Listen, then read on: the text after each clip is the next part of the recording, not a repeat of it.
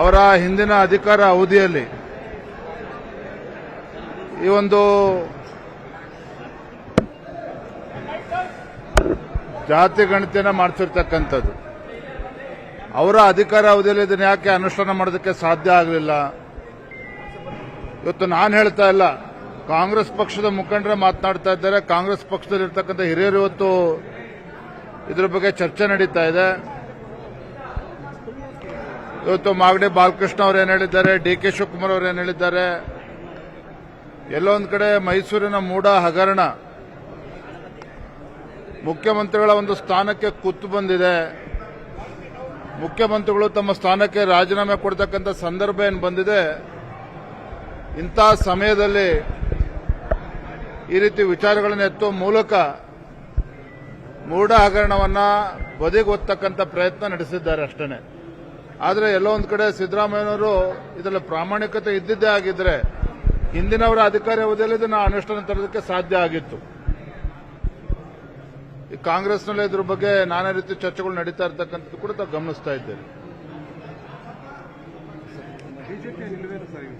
ಏನಪ್ಪ ನೋಡಿ, ಜಾತಿ ಗಣತಿ ಬಗ್ಗೆ ನಮ್ಮ ವಿರೋಧ ಏನಿಲ್ಲ. ಆದರೆ ಎಲ್ಲೋ ಒಂದು ಕಡೆ ಇದು ತರಾತುರಿಯಲ್ಲಿ ನಡೆದಿದೆ, ಇದು ಅವೈಜ್ಞಾನಿಕವಾಗಿ ನಡೆದಿದೆ ಅನ್ನೋದು ಶಾಮನು ಶಿವಶಂಕರಪ್ಪನವರು ಹೇಳಿದ್ದಾರೆ. ಕಾಂಗ್ರೆಸ್ ಪಕ್ಷದ ಮುಖಂಡರೇ ಮಾತನಾಡ್ತಾ ಇದ್ದಾರೆ. ಸೊ ತರಾತುರಿಯಲ್ಲಿ ಈ ವರದಿಯನ್ನು ಅನುಷ್ಠಾನ ಮಾಡೋದ್ರ ಬದಲು ವೈಜ್ಞಾನಿಕವಾಗಿ ಇದು ಆಗಬೇಕು. ಅವೈಜ್ಞಾನಿಕವಾಗಿ ಆಗಿದೆ ಅಂತೇಳಿ ಕಾಂಗ್ರೆಸ್ ಪಕ್ಷದ ಮುಖಂಡರು ಮಾತನಾಡ್ತಾ ಇದ್ದಾರೆ.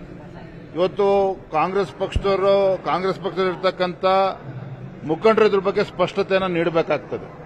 ಆಮೇಲೆ ಇದ್ರ ಬಗ್ಗೆ ನಾವು ಚರ್ಚೆ ಮಾಡ್ತೇವೆ. ಸಿಎಂ ನಿನ್ನೆ ಮಾತಾಡ್ತಾ ಹೇಳಿದ್ದಾರೆ, ಕುರುಬ ಸಮುದಾಯದ ಕುರಿಕಾಯನ ಮಗ ಸಿಎಂ ಆಗಿದ್ದು ಸಹಿಸಿಕೊಳ್ಳಕ್ಕಾಗ್ತಾ ಇಲ್ಲ ಅವರಿಗೆ, ಅದಕ್ಕೋಸ್ಕರ ಈ ರೀತಿಯಾಗಿ ಆರೋಪ ಮಾಡ್ತಾ ಇದ್ದಾರೆ. ಹಿಂದುಳಿದ ವ್ಯಕ್ತಿಯನ್ನು ಸಿಎಂ ಆಗಿದ್ದು ಸತೀಶ್ ಜಾರಕಿಹೊಳಿ ಅವರು ಮನೆ ಸಚಿವರು ಮಲ್ಲಿಕಾರ್ಜುನ್ ಖರ್ಗೆ ಅವರನ್ನು ಭೇಟಿ ಮಾಡಿ ಬಂದಿದ್ದಾರೆ ದೆಹಲಿಗೆ ಹೋಗಿ.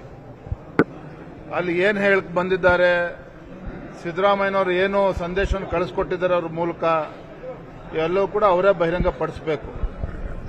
ಈ ಸಿದ್ದರಾಮಯ್ಯನವರಿಗೆ ಮುಖ್ಯಮಂತ್ರಿ ಸ್ಥಾನದಲ್ಲಿ ಇಳಿಸಬೇಕು ಅಂತೇಳಿ ಕಾಂಗ್ರೆಸ್ ಪಕ್ಷದಲ್ಲೇ ಕಳೆದ ಹಲವಾರು ತಿಂಗಳುಗಳಿಂದ ಪಿತೂರಿ ನಡೆದಿದೆ. ಆದರೆ ಇವತ್ತು ವಾಲ್ಮೀಕಿ ಅಭಿವೃದ್ಧಿ ನಿಗಮದಲ್ಲಿ ಆಗಿರ್ತಕ್ಕಂಥ ಹಗರಣ ಇರಬಹುದು, ಮೈಸೂರಿನ ಮೂಡ ಹಗರಣ, ಈ ಕಾರಣಕ್ಕಾಗಿ ಮುಖ್ಯಮಂತ್ರಿಗಳು ತಮ್ಮ ಸ್ಥಾನಕ್ಕೆ ರಾಜೀನಾಮೆ ಕೊಡಬೇಕು ಅಂತೇಳಿ ಭಾರತೀಯ ಜನತಾ ಪಾರ್ಟಿನೂ ಕೂಡ ಹೋರಾಟ ಮಾಡ್ತಾ ಇದೆ. ಇದ್ರ ಬಗ್ಗೆ ನಮಗೇನು ಪ್ರಶ್ನೆನೇ ಇಲ್ಲ. ಯಾಕೆಂತ ಹೇಳಿದ್ರೆ ಯಾವ ತುಳಿತಕ್ಕೆ ಒಳಗಾಗಿರ್ತಕ್ಕಂಥ ಸಮುದಾಯಗಳಿಗೆ ಸಿದ್ದರಾಮಯ್ಯನವರ ನೇತೃತ್ವದ ಕಾಂಗ್ರೆಸ್ ಸರ್ಕಾರ ಇವತ್ತು ಅನ್ಯಾಯ ಮಾಡಿದೆ ಅಂತ ಹೇಳಿದಾಗ ಅಂತ ಮುಖ್ಯಮಂತ್ರಿಗಳು ಇವತ್ತು ಭ್ರಷ್ಟಾಚಾರದಲ್ಲಿ ಮುಳುಗಿರ್ತಕ್ಕಂಥ ಸಂದರ್ಭದಲ್ಲಿ ನಾವು ಪಾದಯಾತ್ರೆಯನ್ನು ಕೂಡ ಮಾಡಿದ್ದೇವೆ, ಹೋರಾಟವನ್ನು ಮಾಡಿದ್ದೇವೆ. ಇವತ್ತು SCP TSP ಬಗ್ಗೆ ಚರ್ಚೆ ಮಾಡಿದ್ವಿ. ಇವತ್ತು ದಲಿತ ಸಮುದಾಯಗಳಿಗೆ ಅನ್ಯಾಯ ಮಾಡ್ತಾ ಇರ್ತಕ್ಕಂಥದ್ದು. ಹಾಗಾಗಿ ಇವೆಲ್ಲದರ ಪರಿಣಾಮವಾಗಿ, ಭ್ರಷ್ಟಾಚಾರದ ಪರಿಣಾಮವಾಗಿ ಇವತ್ತು ಮುಖ್ಯಮಂತ್ರಿಗಳು ಸಿದ್ದರಾಮಯ್ಯ ರಾಜೀನಾಮೆ ಕೊಡ್ತಕ್ಕಂಥ ಸಂದರ್ಭ ಬಂದಿದೆ ಇವತ್ತು.